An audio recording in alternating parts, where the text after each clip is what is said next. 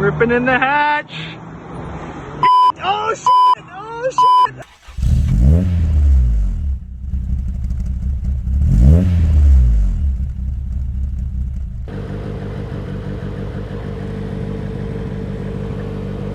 I'm on my way to WeatherTech Laguna Seca 6 a.m. on a Saturday.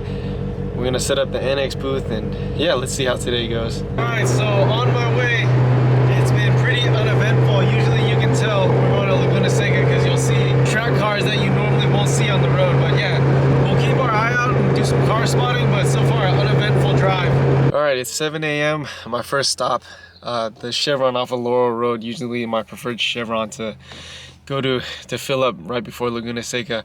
The most uneventful drive to Laguna I've ever had. Usually you'll be on the highway and you'll see something crazy with like a GT wing, or at least 3 of those.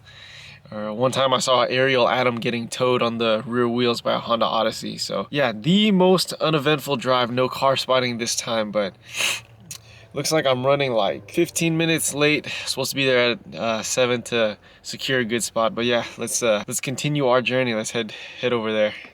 All right, cool. We're here. We made it. Laguna Seca. Got the tent set up. I'm set up. We'll do a walk around the paddock and we'll see how today goes.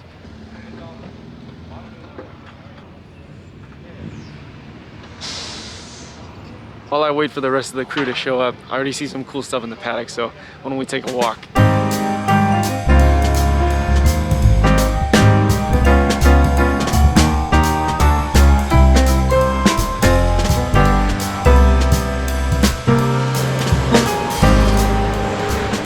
Alright, feeling better. Got the sun hat out because the sun's finally out. Got the team here. Booth is finally set up.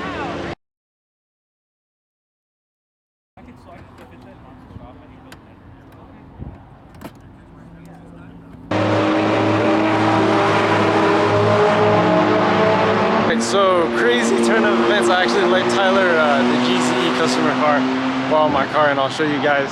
Fighting some issues on that car all day, so crazy enough, I was like, well, I have the Corolla here, and I feel bad, so yeah, crazy enough, let you borrow my car. So he's talking to the corner worker, or the front flagger right now. Hopefully it's nothing bad, so we'll see. I see Tyler coming up on the front straight.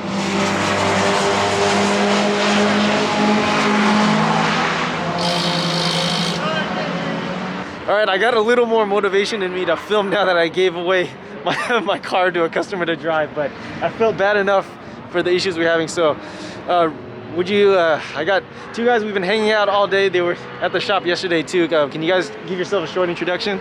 Name's Josh. Drive a 85 Corolla GTS with a beam swap. I'm Raymond. I run a shop in Manteca called Built for Battle.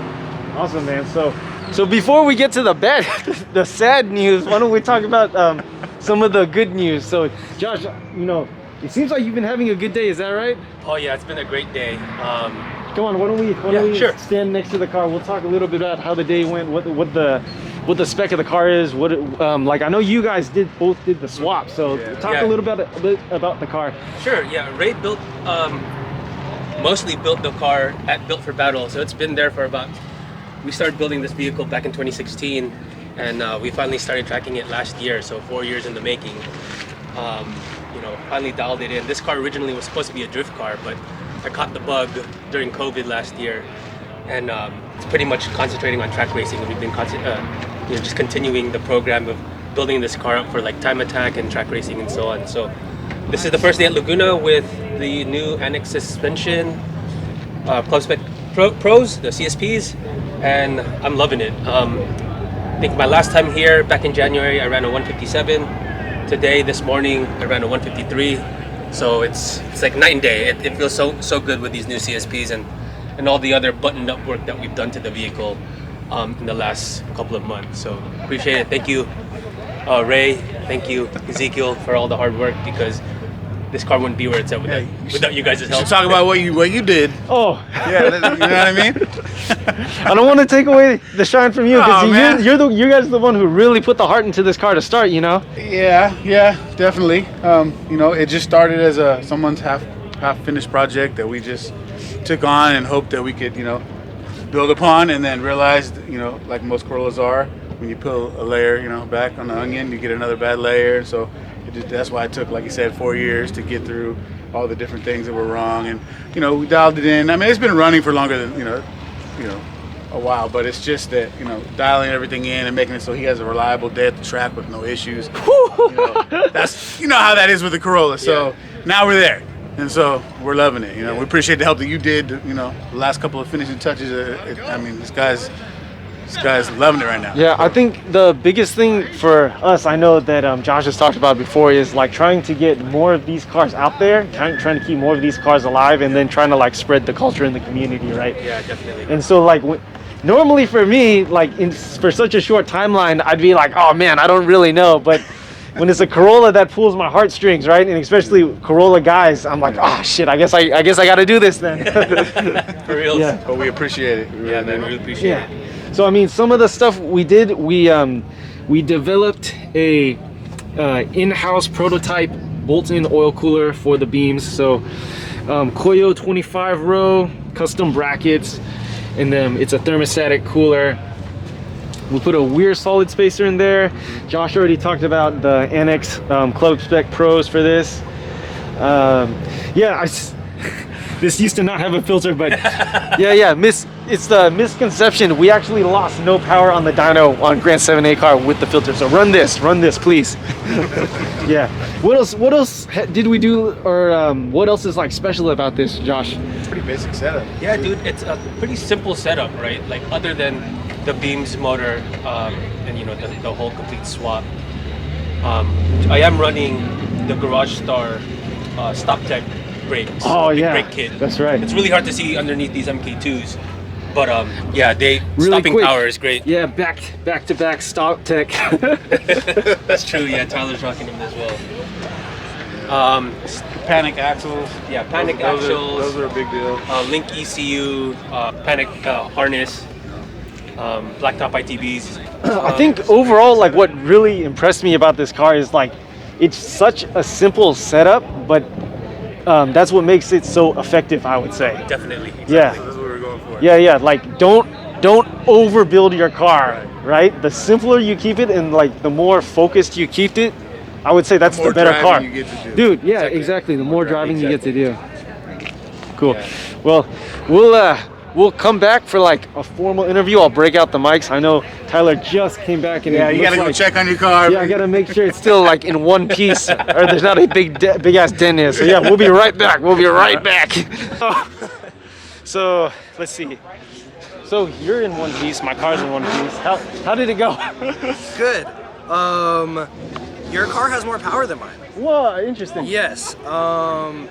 Yeah, unless your speedometer is broken, I think your car definitely has more power. Because I was hitting like 110 over the top, and in my car I was doing like 93, 94. So it's actually 10 too fast, but that's 100 sounds actually right. Okay, totally. Yeah, That yeah. sounds about right. Yeah. No, totally. Yeah, no. Power-wise, it felt like just the same as my car, if not a little bit more. Wow. Which is like, yeah. Wow.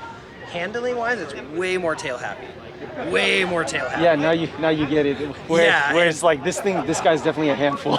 Yeah, I was like, oh man, I couldn't like keep it straight through the turns. Like even turn 5, the sweeper, it was like the whole rear end was going the whole time, and I was just like this through the whole turn. But no, it was awesome, super fun. Yeah, I don't see any issue with a stock 4A or with a built 4A. Like, you don't need the GZ. Transmission, way better than mine. Yes, dude, for sure 6 speed is a game changer. Yeah. Even just like the solidness of how it felt. Like that made mine feel spongy. Like the T50 just made it feel spongy. And then the other thing was brakes. Your brakes are way touchy. Like compared to mine, like I have to really try to lock my brakes up. And I like locked these up literally just downshifting once. Yeah. And I was like, oh, whoa, too hard. Yeah, we'll cut in. I have a montage of me like